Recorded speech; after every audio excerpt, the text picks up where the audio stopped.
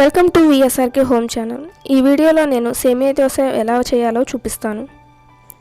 రోజు నార్మల్ దోశలు తిని తిని మీకు బోర్ కొట్టిందా? ఒకసారి ఈ సేమియా దోశ ట్రై చేయండి. చాలా టేస్టీగా ఉంటుంది. మీ పిల్లలు అయితే ఇష్టంగా తింటారు. దానికి కావాల్సిన పదార్థాలు ఏంటో చూద్దాం. ఒక మిక్సింగ్ బౌల్ తీసుకొని దానిలో 1 కప్పు సేమియా, 1/2 కప్ ఉప్మా రవ్వ, 1/2 కప్ బియ్యం పిండి, 1/2 కప్ పెరుగు, 1 టీ స్పూన్ జీలకర్ర, ఉప్పు రుచికి తగినంత,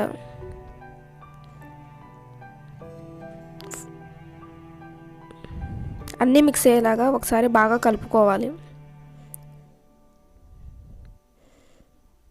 తర్వాత కొంచెం కొంచెం వాటర్ పోసుకుంటూ అన్నీ మిక్స్ అయ్యేలాగా ఒకసారి కలుపుకోవాలి. ఒకసారి వాటర్ పోయకండి, కొంచెం కొంచెంగా వాటర్ పోస్తే అవి ఉండలు కట్టకుండా బాగా మిక్స్ అవుతాయి. ఒకసారి వాటర్ పోస్తే అవి ఉండలు కట్టుకునే అవకాశం ఉంది. ఈ దోశ చాలా టేస్టీగా ఉందండి. నాకు మామూలు దోశ కన్నా ఈ దోశ బాగా నచ్చింది.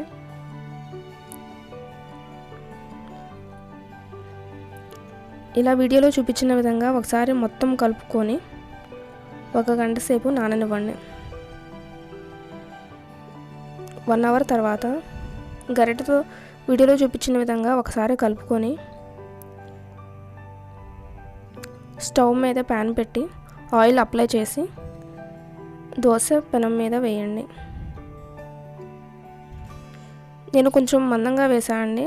కావాలనుకుంటే మీరు రవ్వ దోశ వేసినట్లుగా కొంచెం లూజ్గా పిండిని కలుపుకొని దోశ వేసుకోవచ్చు. ఈ దోశ పెనానికి అంటుకుంటాయని అస్సలు అనుకోకండి. ఇవి చాలా బాగా వచ్చాయి.